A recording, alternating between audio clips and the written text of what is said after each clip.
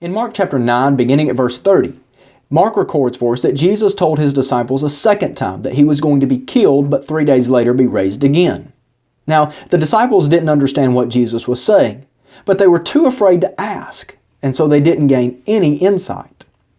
When they made it to Capernaum, Jesus asked them what they had been discussing, but they were too embarrassed to say, because they had been arguing about who was the greatest. Now, this reveals how little they understood about what Jesus was saying.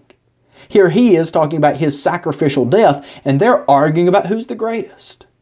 Jesus knew what they had been saying, and he said whoever would be first of all must be last of all, must be servant of all, and illustrated that by taking a child in his arms and saying, whoever receives one such child in my name receives me, and whoever receives me receives not me, but him who sent me. In other words, our connection to Jesus and to the Father depends on whether or not we're serving those who are in need, even if they can't repay us.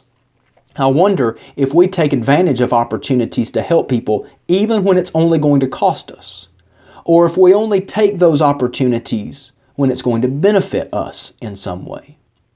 John spoke up and said that he had seen someone casting out demons in Jesus' name, but because he wasn't part of that immediate company following Jesus, had tried to stop him. Jesus said not to do that, because wherever someone was doing the Lord's will, whoever they might be, it was pleasing to the Lord. In addition, however small their contribution might be, even if it was just a cup of water, it was pleasing in the Lord's sight. We need to understand that whatever contribution we can make, if we're doing the Lord's will, it's pleasing to Him.